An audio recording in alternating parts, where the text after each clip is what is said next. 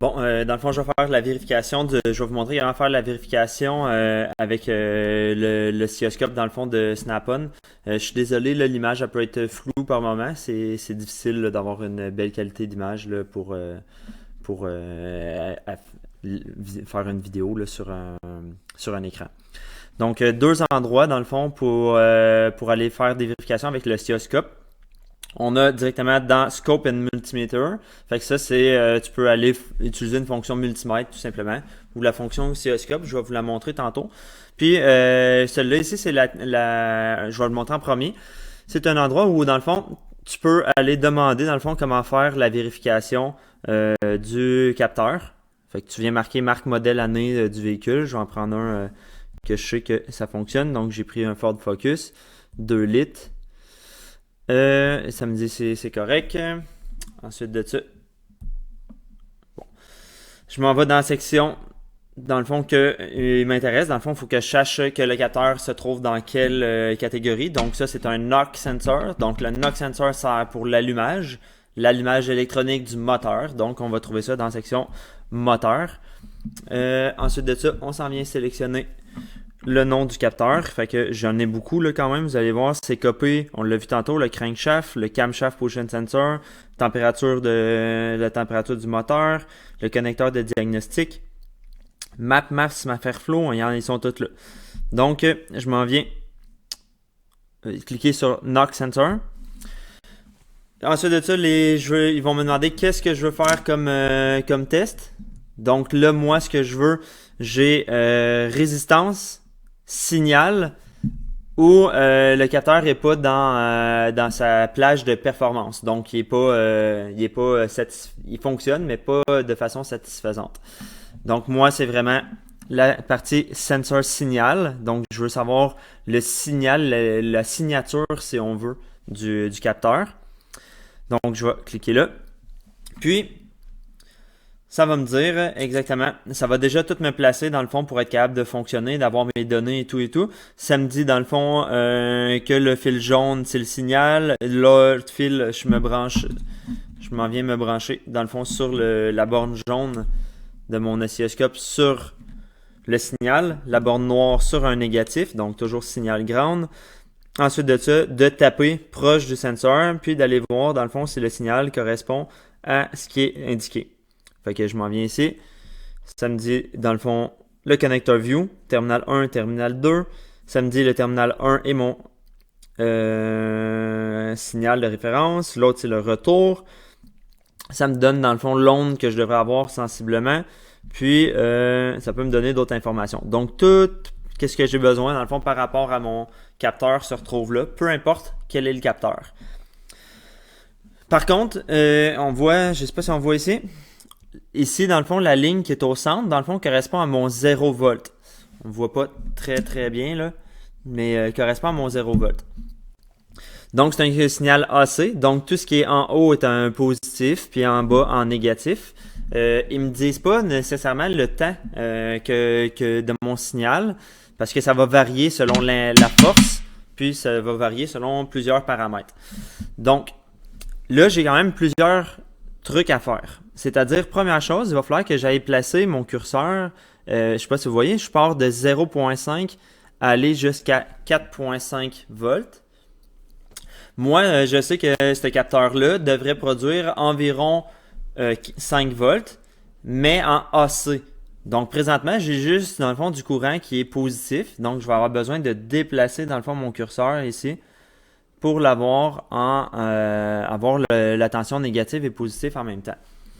Je peux le faire par ici, ou j'aurais pu utiliser dans le fond cette fonction-là qui est ici, puis aller sélectionner l'échelle ici, ou carrément aller cliquer sur, ici est marqué probe, je clique dessus, plutôt channel, puis là il me dit ajuster la trace position, donc ajuster ça, puis je peux aller être précis, puis descendre ma ligne, dans le fond, vraiment plus spécifiquement pour l'ajouter vraiment à 0 sur ma ligne comme ça. Donc mon 0 qui est là, ma ligne est rendue vraiment à mon 0. Ensuite de ça, dans cette fonction-là, quand on est en Guided Component Test, il nous met pas de trigger. Donc, je sais pas si vous voyez ici, il n'y a aucun trigger disponible. On va le voir dans l'autre, dans la fonction oscilloscope, au lieu d'aller dans Guided Component Test. Je peux aller mettre un trigger puis aller faire un petit peu plus de paramètres que celui-là.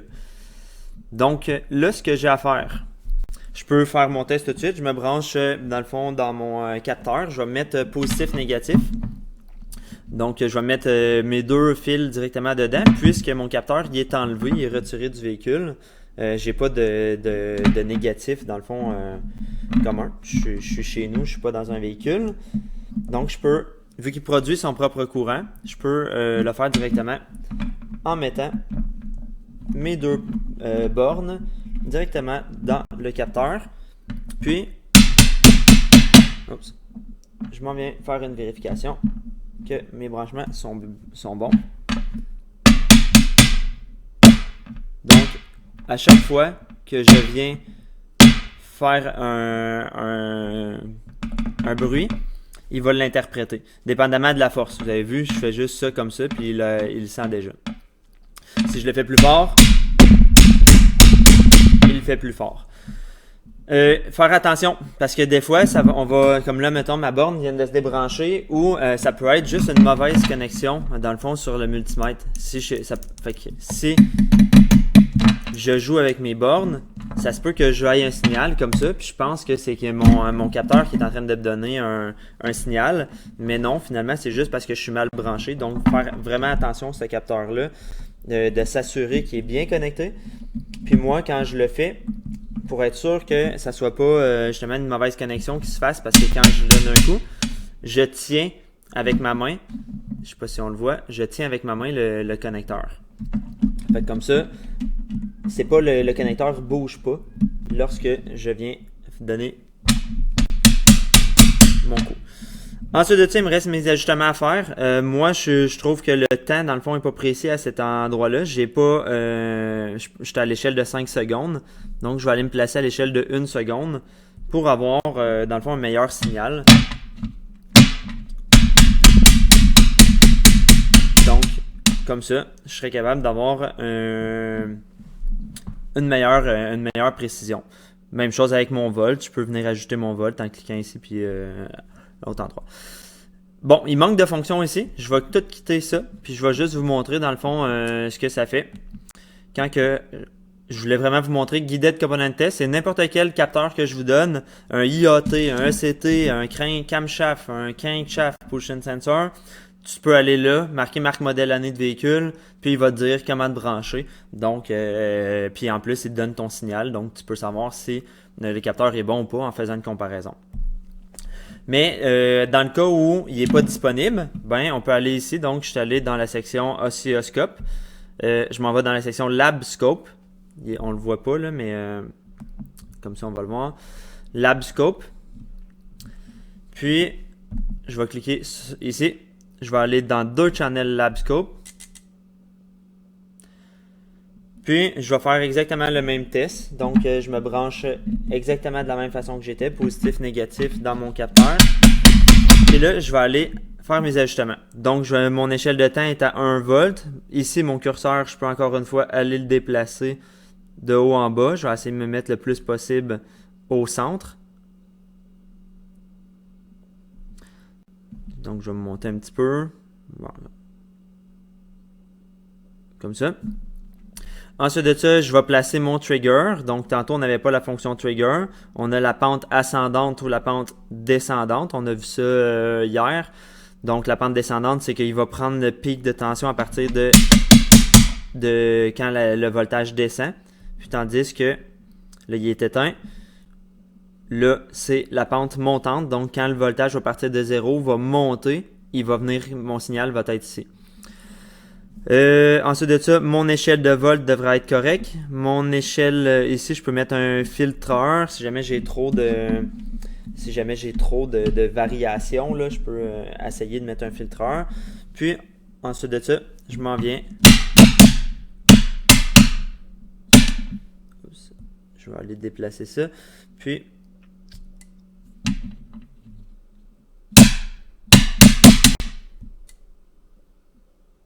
oups.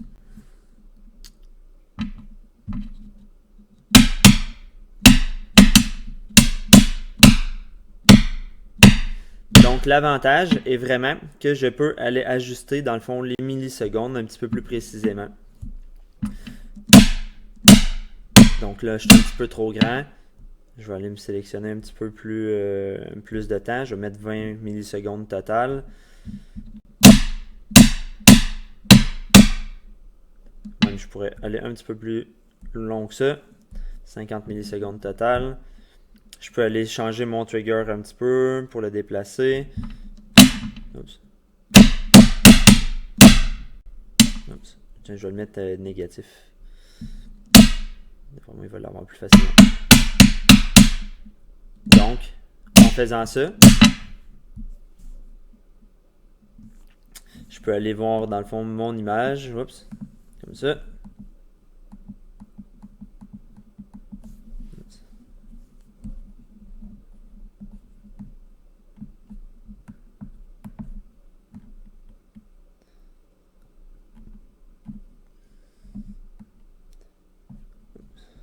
Je m'en viens ici.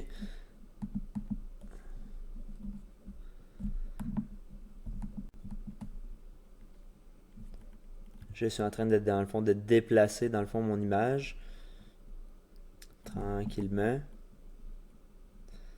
Je ne sais pas si je peux y aller directement par ici pour aller plus vite. Tiens, comme ça.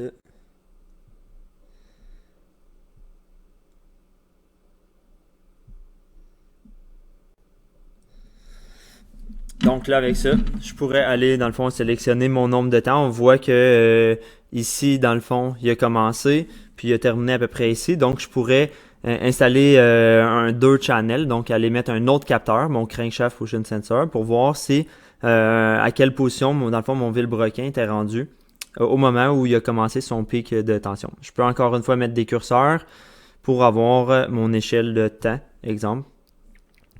Donc, bon, ici, il a arrêté à peu près ici mon capteur. Donc, le nombre de temps, dans le fond, ou la fréquence qu'il a fonctionné. Là, j'ai juste une fréquence, fait qu'il n'est pas capable de le faire.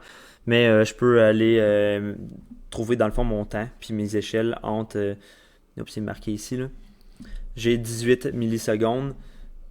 Donc là, je suis à la seconde 3.06 millisecondes. Ici, je suis à 2. On voit pas bien, là.